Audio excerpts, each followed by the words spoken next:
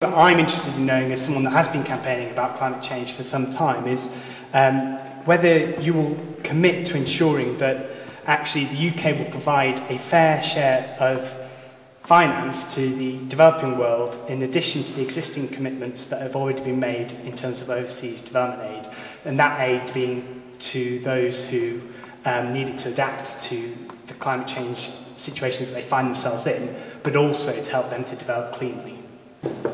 Thanks very much, Alex. Well, I mean, this is a really difficult issue, isn't it? Because to deal with climate change, we have to do two things. We've got to radically transform the way our own society uses energy and manages its pollution. But to make that action really effective, we've got to work with other countries to ensure that there's a global deal that not just tackles climate change, but does it in a fair way, that doesn't just allow us to effectively export our pollution rights to other countries, but not reducing the overall amount of emissions. Ultimately, the solution is this. You start with the science, and you work out how much carbon we should really be allowed to emit over the next several decades.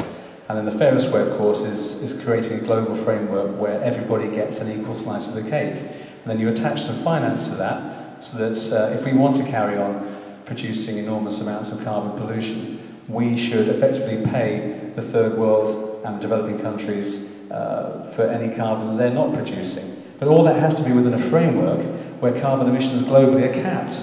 Because if you don't cap carbon emissions, you can't properly price them. Only when something becomes scarce does it become valuable. So the developing world will not get a good price for those carbon allowances unless we agree a robust global regime to limit emissions, and that's the challenge.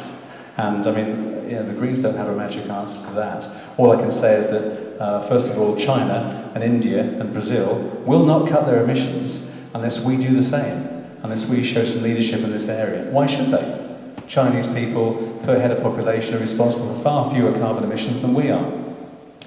So the answer to your question is yes, we'd be solidly committed to a carbon trading framework that would involve quite a significant transfer of resources from the developed world to the developing world, and that would be in addition to our commitment to raise aid spending to at least 1% of GDP, in other words, well over UN targets. And that would in fact involve doubling the current aid budget. Because at the end of the day, we live in a global community. We can't carry on doing what we want without paying attention to the rights and needs of our fellow global citizens. And that has to be one of the cornerstones really in tackling climate change. But I'm not going to lie to you, it won't be easy. It's going to be incredibly difficult, and there's a very real chance that we'll fail.